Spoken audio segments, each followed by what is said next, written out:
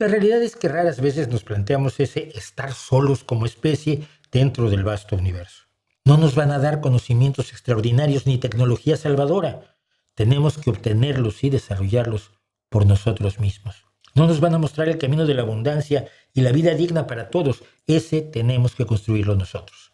Viajando a esa velocidad, chocar con cualquier cosa, incluso con un átomo de hidrógeno, provocaría una explosión gigantesca, destruyendo la nave y a sus ocupantes en un instante.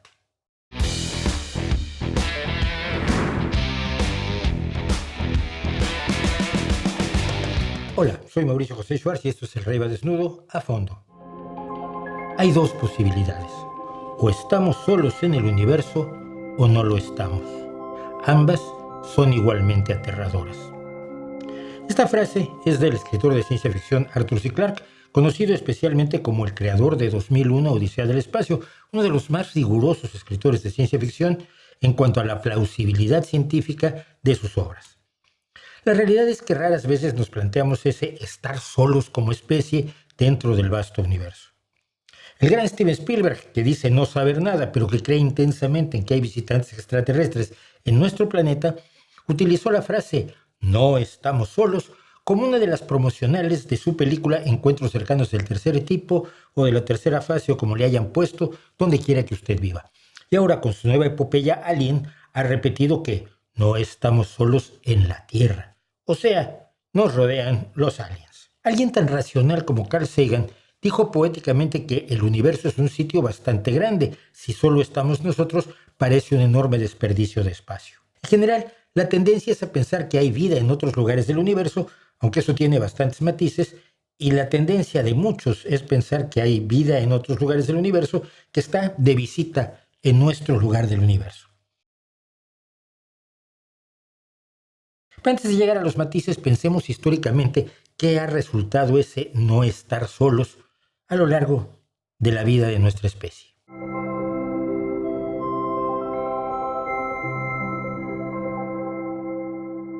Si usted trabajaba como faraón de Egipto y se llamaba, por decir algo, Amenhotep II o Amenofis II a principios del siglo XV antes de la Era Común, probablemente se sorprendió enormemente al descubrir que había hacia el oriente otra sociedad. Vamos, que los egipcios no estaban solos, sino que allí estaban los asirios. La diplomacia entre ambos pueblos eventualmente se convirtió en enfrentamientos bélicos que duraron hasta que Asiria cayó definitivamente en el 609 de la Era Común.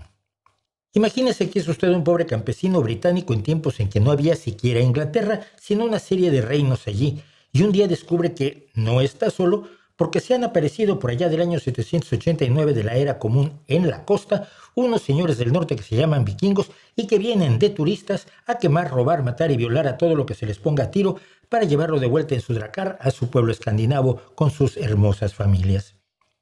Claro que sus ancestros, de usted quiero decir, ya habían descubierto que no estaban solos cuando los conquistaron los sajones, y antes cuando Roma ocupó la mayor parte del sur de la isla de Gran Bretaña, y todavía antes en las migraciones ibéricas y de Europa Oriental. Cada vez que una sociedad incorporaba a esos otros y los convertía en el mágico nosotros, aparecían unos terceros otros. Nadie estaba nunca solo.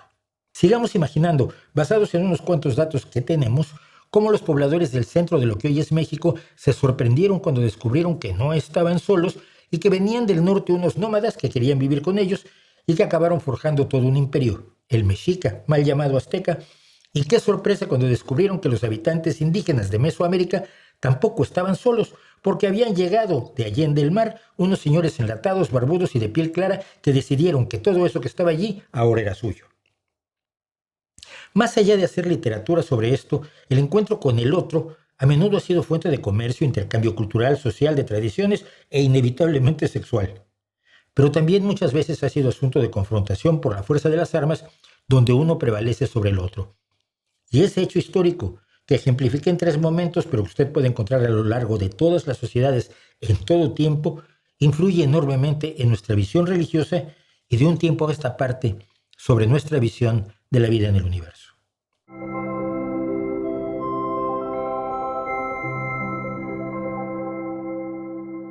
Una forma de no estar solos en nuestro fuero interno, en esa apreciación de nuestro aislamiento, incluso cuando estamos rodeados de gente, sobre todo si nos da por el existencialismo, ha sido la religión.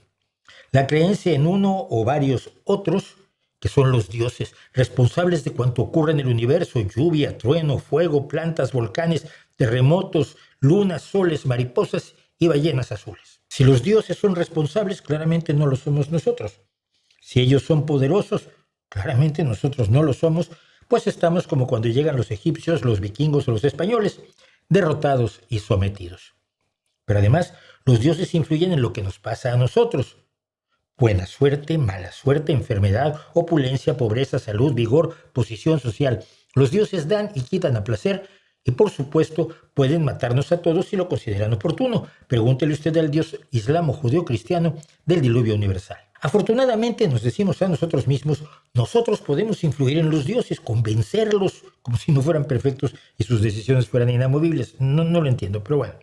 Nosotros podemos influir en ellos, podemos orar, hacer ofrendas y sacrificios, privarnos de cosas para sufrir voluntariamente. Eso les encanta a los dioses que ha inventado el ser humano y tampoco atino a entender por qué. Ser enormemente obedientes ante los mandamientos que unas personas nos dicen que Dios les dictó, aunque no haya pruebas de ello. Nuestra relación con los otros distintos ha sido sobre todo de poder, y cada vez que el ser humano en su historia salió de un espacio geográfico limitado donde se hubiera desarrollado, se encontró con otros, descubriendo que no estaba solo. Y si no salía, los otros salían y venían a su encuentro. Raras veces se encontraban tierras deshabitadas y, por cierto, el primer impulso humano, al parecer, era poblarlas. En un momento dado empezamos a imaginar el resto del universo de una manera realista y no filosófica. Lo que durante 2000 años se había aceptado como un universo con la Tierra como centro, rodeada de planetas que giraban a su alrededor en órbitas circulares, dentro de una esfera celestial cristalina perfecta y sin cambios, tachonada de estrellas, se derrumbó estrepitosamente cuando Tycho Brahe observó una supernova en 1577 y señaló a los que estaban alrededor que los cielos sí cambiaban. Con esas observaciones y los cálculos de Copérnico, publicados en 1543, que establecían el heliocentrismo, Aristóteles pasaba a la historia, aunque algunos le digan que no ha pasado. Y apenas unos años después, en 1584, Giordano Bruno proponía que las estrellas eran soles distantes, cada uno con sus planetas y habitantes. La idea era tan interesante que lo premiaron quemándolo en el Campo di Fiori, en Roma. La idea de seres extraterrestres había sido planteada por primera vez por Luciano de Samosata en el siglo II antes de la Era Común, con personajes que visitaban a los habitantes de la Luna, pero solamente como un ejercicio literario para criticar a su propia sociedad. Ya en 1656, Athanasius Kirchner escribía en su Itinerarium Ecstaticum Quo Mundi Opificium, itinerario extático sobre la obra del mundo, cómo eran los habitantes de todos los planetas conocidos por el hombre hasta ese momento. La ciencia ficción temprana así se fue extendiendo, de imaginar vida en la Luna, a los planetas cercanos como Marte y Venus, hacia los más lejanos y después a otros sistemas solares. En 1924, Edwin Hubble descubrió mediante sus observaciones que el universo iba más allá de la galaxia, que las nebulosas que se creía que estaban en la Vía Láctea en realidad eran otras galaxias lejanísimas. Vamos, literalmente, en 1924, Edwin Hubble descubrió el universo. Y tras él fueron los escritores de ciencia ficción para crear civilizaciones extragalácticas e ir, como diría Buzz Lightyear, hasta el infinito y más allá. Y como colofón, en 1995 se descubrió el primer exoplaneta, es decir, un planeta fuera de nuestro sistema solar. Se teorizaba con buenas bases que muchas estrellas deberían tener planetas en órbita a su alrededor, pero eso no se confirmó hasta entonces, hace poco más de 30 años. Hoy conocemos miles de exoplanetas. Teníamos de pronto todo un universo donde podíamos no estar solos.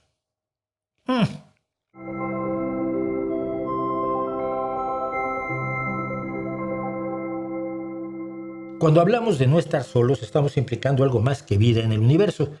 Hablamos de seres que sean inteligentes según nuestra vaga definición de la inteligencia. Seres como nosotros, aunque tengan tentáculos o parezcan una masa gelatinosa, con 16 ojos, 14 sexos y capacidad para escuchar ondas de radio. Como dice el lugar común, lo importante no es el aspecto, sino lo que hay dentro. Y en general esperamos que los ansiados aliens, que es más corto que extraterrestre, sean como nosotros por dentro, es decir, inteligentes, tecnológicos, creativos, capaces del cariño, la amabilidad y también de ser ambiciosos, guerreros y conquistadores despiadados, como imaginó a los marcianos H.G. Wells en La Guerra de los Mundos y recreó de manera enormemente esperpéntica Tim Burton en Mars Attacks. Pero la vida en el universo puede presentarse en distintas formas. La enorme mayoría de los científicos, biólogos, astrónomos y otros coinciden en creer probable que haya vida en algún lugar del universo, al menos en forma de seres unicelulares. Después de todo, en nuestro planeta solo hubo vida unicelular durante 3.000 millones de años. Y no sabemos exactamente cómo fue que esa estructura básica dio como resultado a seres multicelulares, porque de los primeros no sabemos nada, dado que sus cuerpos blandos no dejaron fósiles. Solo sabemos que existieron gracias a lo que les siguió. Sus descendientes eran animales con conchas y restos esqueléticos que sí podemos estudiar. Es difícil pensar que la información del hipotético hallazgo de un planeta con vida unicelular baste para satisfacer a Spielberg o a todos quienes piensan que no estamos solos. Así que para no sentirnos solos, exigimos que se desarrolle primero la vida multicelular.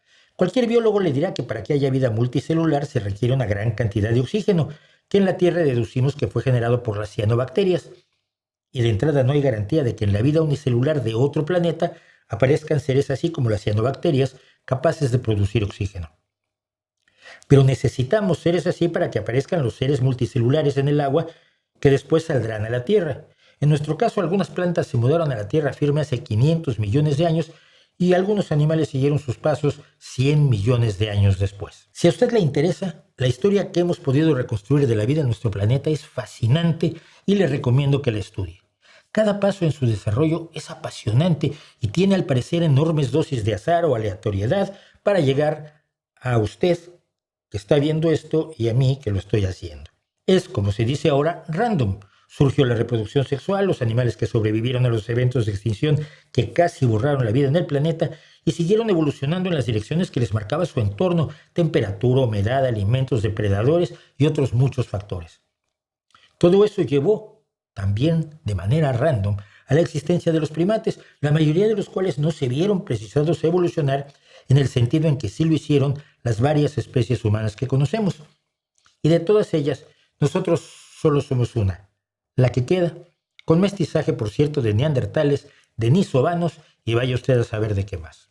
Y aún así, tuvieron que pasar 300.000 años desde el surgimiento de nuestra especie hasta que ésta pudiera salir al espacio en un primer vuelo orbital con Yuri Gagarin. Para decir no estamos solos, pues nos referiríamos, ya decíamos, a una especie como nosotros, pero capaz de viajar por el universo. Pero vamos, si esa especie no puede viajar por el universo, por humanoide que sea en su inteligencia y emociones, ya no digo en cuanto a su cuerpo, y si ese viaje es imposible, ellos están allá, nosotros estamos aquí, ¿estamos solos?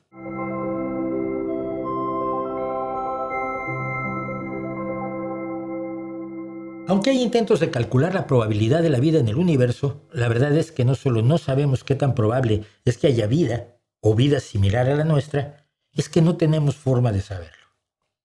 Encontrar vida que identifiquemos como equivalente a la nuestra, sin embargo, no solo depende de las probabilidades de su existencia, sino de las probabilidades de que la detectemos, que nos enteramos que existe y después que podamos entrar en comunicación con ella. Tarea difícil. Desde aquellos años en que muchos, yo incluido, prestábamos ciclos de nuestro equipo informático para analizar señales de radio en busca de alguna irregularidad que pareciera producto de seres inteligentes, este fue un programa de búsqueda de inteligencia extraterrestre, había quien señalaba de todos modos que más valía que esas señales procedieran de un lugar cercano. Cercano se entiende en términos cósmicos, porque a cierta distancia dejaría de ser identificable. Hoy sabemos que nuestras emisiones de radio y televisión, que empezaron a abandonar nuestro planeta hace apenas poco más de un siglo, se degradan hasta volverse inidentificables con no mucha distancia. Las señales de telefonía móvil, la Wi-Fi o Wi-Fi y la radio de AM o FM se convierten en ruido a una distancia de 4 o 5 años luz de nuestro planeta. Las comunicaciones de espacio profundo de la NASA se degradan en unos 60 años luz. Las emisiones de alta energía, como las que lanzó el antiguo observatorio de Arecibo, podrían ser identificables hasta más de 10.000 años luz de distancia. De todos modos, 10.000 años luz es solo como el 10% del diámetro de nuestra galaxia. Ni pensar llegar a otras galaxias con la señal de radio del reggaetón de moda. Las señales de la Tierra, sin embargo, solo han viajado unos 106 años luz. así que solo las podrían detectar civilizaciones que estuvieran en una burbuja de 106 años luz de radio. Pero bueno, hablemos de las señales de Arecibo o de un Arecibo extraterrestre. Supongamos que recibimos y descodificamos la señal de otra civilización que se encuentra a 10.000 años luz de distancia de nosotros. ¡Qué emocionante! ¿Y qué hacemos? ¿La respondemos? Piense usted que esa señal salió de esa civilización hace 10.000 años. ¿Existirían aún? ¿Les interesaría la respuesta? Si les respondemos, ¿están listos para escuchar esa respuesta 20.000 años después de que enviaron sus señales? 10.000 de allá para acá y 10.000 de regreso. ¿Y nosotros estaremos felices de recibir la suya para el año 22.026? ¿Serviría de algo? Solo serviría para la emoción de no sabernos solos, cuando estaríamos en realidad totalmente solos en nuestro sistema solar, en nuestro rincón frío y desconocido, en uno de los brazos exteriores de nuestra galaxia espiral, una galaxia como hay cientos de miles de millones. Nunca nos vamos a encontrar con esa hipotética civilización porque no es posible viajar a una velocidad mayor que la de la luz, y para ir a una estrella a 10.000 años luz de distancia necesitaríamos bastante más de 10.000 años de viaje. Mire, en teoría, podríamos viajar a un 20% de la velocidad de la luz como máximo. A esa velocidad, el viaje tomaría 50.000 años. Generalmente los entusiastas que critican la ciencia la detestan o al menos la desprecian y minimizan, como suelen hacer los filósofos, de pronto se vuelven los más tecno-optimistas del mundo, pensando que habrá una tecnología que nos permita viajar a mayor velocidad que la de la luz.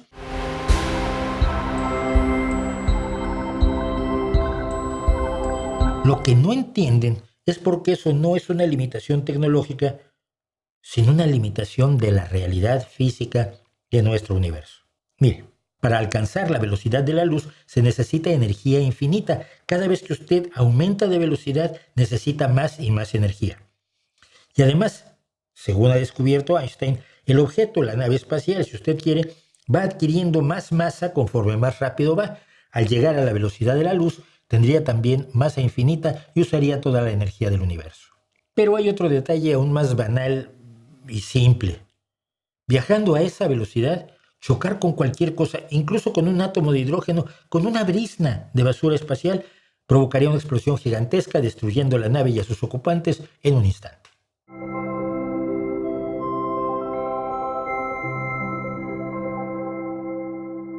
Cuando alguien quiere creer, y allí incluimos a científicos diversos, no hay nada que pueda convencerlos de abandonar su creencia.